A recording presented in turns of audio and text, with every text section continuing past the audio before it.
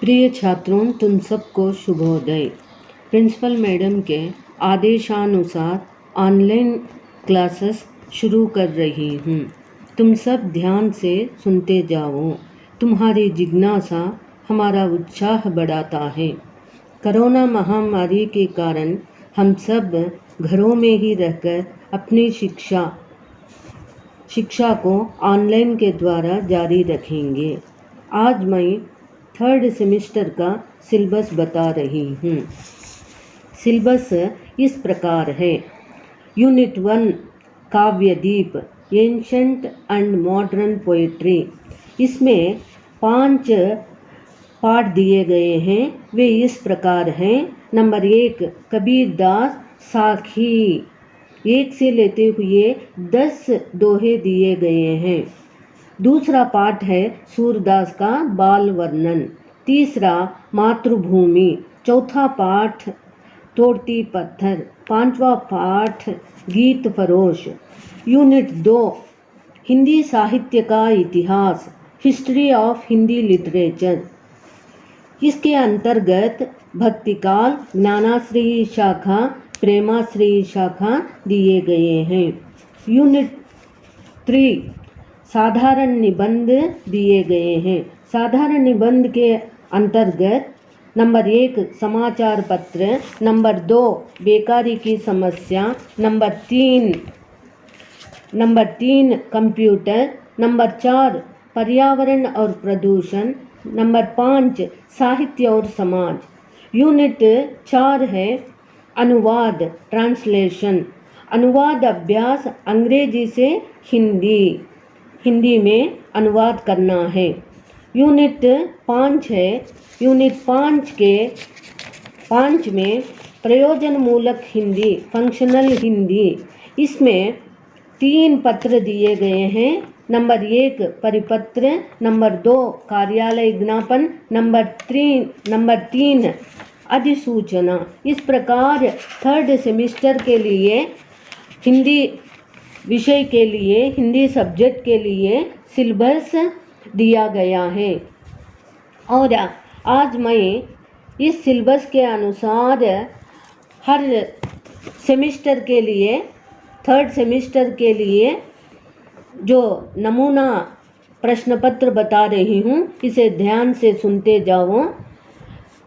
समय इसके लिए 3 घंटे का है। प्रश्न पत्र के लिए 3 घंटे का है और इसके लिए अंक 75 अंक दिए गए हैं। और प्रश्न इस प्रकार हैं। नंबर 1 निम्नलिखित में से किन्हीं 5 प्रश्नों के उत्तर दीजिए। नंबर 1 सामाजिक कुरीतियों को कबीरदास ने कैसे खंडन किया। दूसरा सूरदास के व्यक्तित्व पर प्रकाश डालिए। नंबर 3 सूरदास के बाल वर्णन पर प्रकाश डालिए। नंबर 4 मैथिली शरण गुप्त का परिचय देते हुए उनकी रचनाओं की विशेषताओं को प्रस्तुत कीजिए। सवाल नंबर 5 है भवानी प्रसाद मिश्र जी का परिचय दीजिए। नंबर 6वां सवाल है परिपत्र की परिभाषा दीजिए। नंबर 7 गीत फरोश कविता में कवि किस तरह से गीत बेचना चाहता है। नंबर 8 भक्ति काल के विविध धाराओं का परिचय दीजिए। इस प्रकार रोमन संख्या 1 में 8 सवाल दिए गए हैं। इन 8 सवालों में से तुम सबको किन्हीं 5 प्रश्नों के उत्तर लिखना होगा। इसके लिए एक सवाल के लिए 5 अंक के हिसाब से तुम सबको 25 अंक मिलेंगे। और रोमन संख्या 2 में निम्नलिखित सभी प्रश्नों के उत्तर दीजिए। एक प्रश्न के लिए 10 अंक यहाँ पर निर्धारित किए गए हैं। सवाल नंबर 9 है। इसमें ये भी दिए गए हैं। ये का सवाल इस प्रकार है तोड़ती पत्थर का सारांश लिखिए। या बी कंप्यूटर एक वैज्ञानिक आविष्कार है।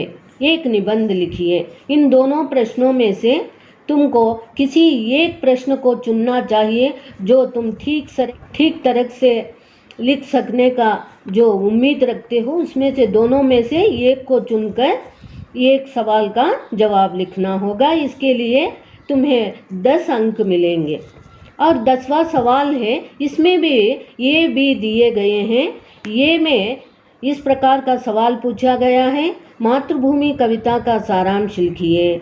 या बी, भक्तिकाल को स्वर्ण युग क्यों कहते हैं, साबित कीजिए। इन दोनों में से किसी एक प्रश्न का उत्तर लिखना होगा तुम लोगों को। 11वां सवाल है, इसमें भी ये भी दिए गए हैं। इनमें से किसी एक विकल्प को चुनना चाहिए। दोनों में से एक सवाल का जवाब लिखना होगा। गीत परोश कविता का सारांश लिखिए। या कार्यालय ज्ञापन की परिभाषा देते हुए नमूने के लिए पत्र लिखिए। इन दोनों में से एक सवाल का जवाब लिखना होगा। इसके लिए भी 10 अंक मिलेंगे। 12वां सवाल है, इसमें भी ये भी दिया गया है। ये भी में सवाल पूछे गए हैं। ये का सवाल इस प्रकार है, पत्र का एक अच्छा प्रारूप तैयार करते समय आवश्यक सूचनाएं बताइए। या बी, ज्ञानाश्रयी शाखा की विशेषताएं बताते हुए कबीरदास का स्थान निर्धारित कीजिए। सवाल नंबर 13 आता है। 13 में भी ये भी दिए गए हैं। ये इस प्रकार सवाल पूछा गया है। ये में इस प्रकार का सवाल पूछा गया है, हिंदी में अनुवाद कीजिए। एक परिच्छेद दिया गया है, एक पैराग्राफ इंग्लिश में दिया गया है, उसे ठीक तरह से पढ़ लेना चाहिए और बाद में उसे हिंदी में अनुवाद करना है, हिंदी में ट्रांसलेशन करना है, हिंदी में रूपांतरण करना चाहिए। या बी, अंग्रेजी में अनुवाद कीजिए। एक परिच्छेद हिंदी में दिया गया है, उस परिच्छेद को तुम सब ठीक से 1 या 2 बार पढ़ लेना चाहिए और समझना चाहिए और बाद में उसे अंग्रेजी में अनुवाद करना चाहिए। इसके लिए भी 10 अंक निर्धारित किए गए हैं। इस प्रकार प्रश्न पत्र नवंबर 2018 का है। एक नमूने के प्रश्न पत्र के तौर पर मैं तुम्हें बता रही हूँ। 75 अंक दिए जाते हैं। अंक के लिए एक प्रश्न पत्र होता है। इस प्रकार प्रश्न पत्र होता है। आज के लिए बस इतना है। अगले दिन मैं सिलेबस के अनुसार पाठ शुरू करूँगी। तुम सब ध्यान से सुनते जाओ। धन्यवाद।